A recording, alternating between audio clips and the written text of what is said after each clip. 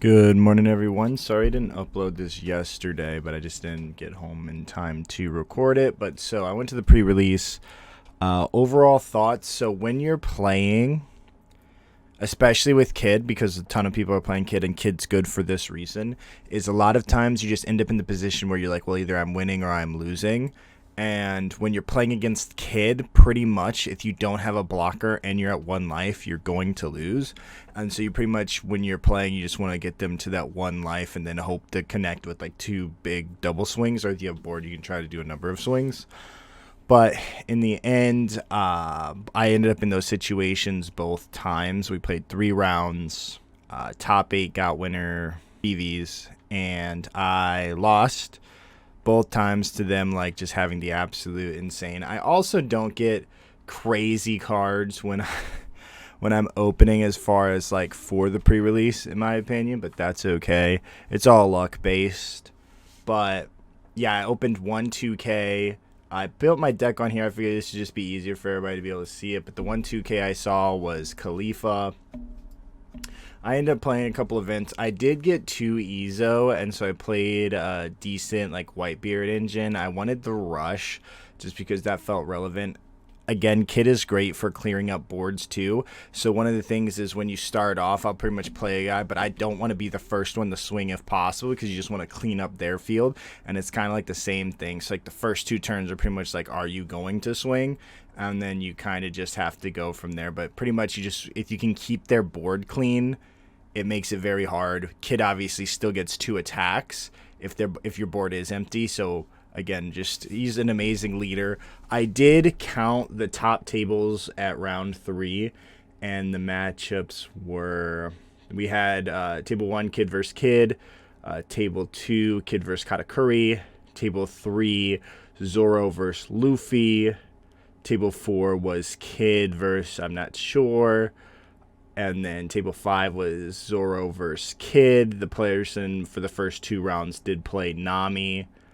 And then Kid versus Kid. So all of it, there was a ton of Kid. Katakuri is semi-relevant.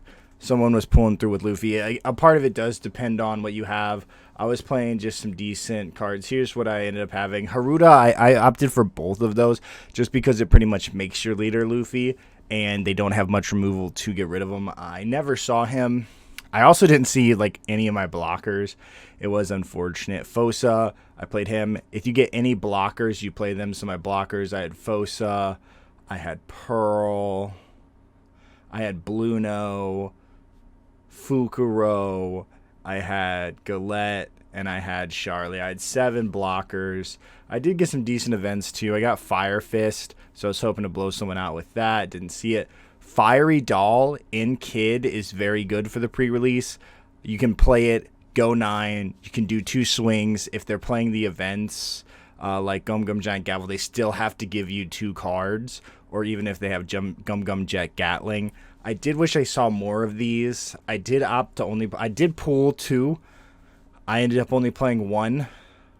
3,000 Worlds.